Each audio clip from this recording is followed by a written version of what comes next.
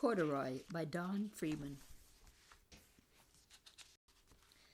Corderoy is a bear who once lived in the toy department of a big store.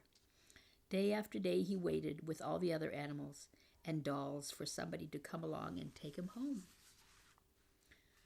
The store was always filled with shoppers buying all sorts of things, but no one ever seemed to want a small bear in green overalls. Then one morning a little girl stopped and looked straight into Corderoy's bright eyes. "Oh, Mummy," she said, "look, there's the very bear I've always wanted." "Not today, dear," her mother sighed. "I spent too much already. Besides, he doesn't look new. He's lost the button to one of his shoulder straps." Corderoy watched them sadly as they walked away. "I didn't know I'd lost a button," he said to himself. "Tonight I'll go and see if I can find it."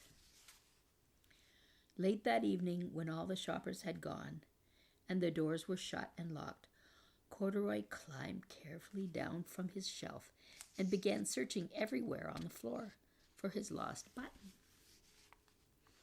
Suddenly he felt the floor moving under him. Quite by accident he had stepped on an escalator, and up he went. Could this be a mountain, he wondered? "I think I've always wanted to climb a mountain." He stepped off the escalator as it reached the next floor, and there before his eyes was a most amazing sight. Tables and chairs and lamps and sofas and rows of beds. "This must be a palace," Corderoy gasped. "I guess I've always wanted to live in a palace." He wandered around admiring the furniture. "This must be a bed," he said.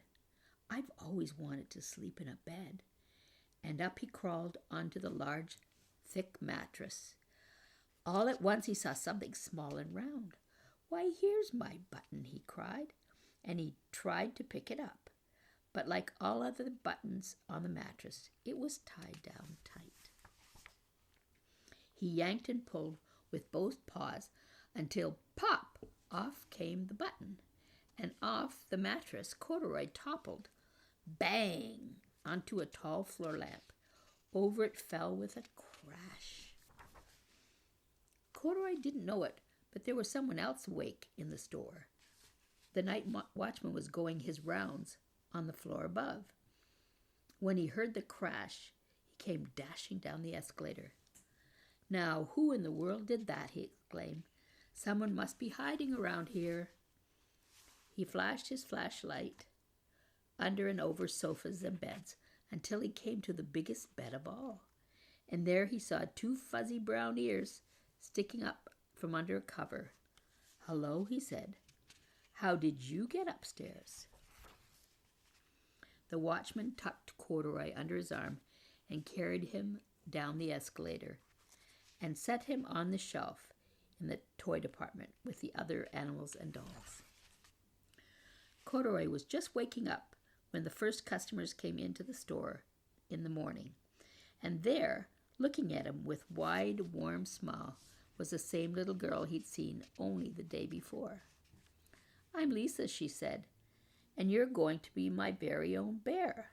Last night I counted what I've saved in my piggy bank, and my mother said I could bring you home." "Shall I put him in a box for you?" the saleslady asked. "Oh, no, thank you," Lisa answered, and she carried Corderoy home in her arms.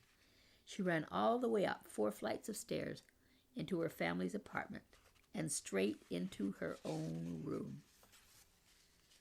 Corderoy blinked. There was a chair and a chest of drawers, and alongside a girl-side bed stood a little bed just the right size for him. The room was small, nothing like that enormous palace in the department store. "This must be home," he said. "I know I've always wanted to be home." Lisa sat down with Corderoy on her lap and began to sew a button on his overalls.